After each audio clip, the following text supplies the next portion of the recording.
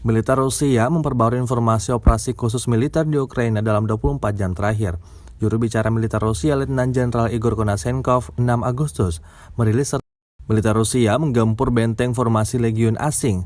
Lebih dari 80 tentara bayaran asing dan 11 peralatan khusus dihancurkan di Fyodovo, wilayah Dnepropetrovsk, kata Igor Konashenkov. Pada siang hari, satu pos komando Brigade Serangan Gunung ke-10 Angkatan Bersenjata Ukraina dekat Zhrukhovka di Republik Rakyat Donetsk diserang, serta 135 area konsentrasi personel dan peralatan militer Angkatan Bersenjata Ukraina. 2 depot amunisi di dekat Ruduvoye dan Soledad di Republik Rakyat Donetsk dihancurkan.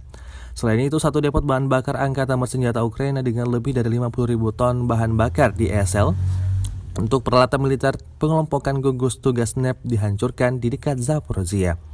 50 ton Grad MLRS, 30 ton sistem artileri self-propelled Gvozdyka, 1 ton artileri senjata Giansin B, dan 40 ton artileri howitzer D-30 pada posisi menembak ditekan di dekat Republik Rakyat Donetsk, Kalinovka, dan Dobroye di Nikolaev. Secara total, sebanyak 263 pesawat, 145 helikopter, 1.693 kendaraan udara tak berawak dieliminir Rusia selama operasi.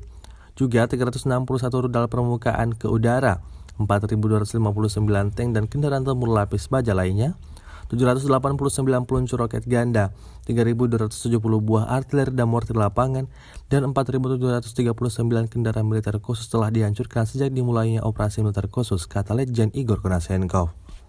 Dari kubu Kiev, Kementerian Pertahanan Ukraina merilis 250 tentara Federasi Rusia dieliminir dalam 24 jam terakhir.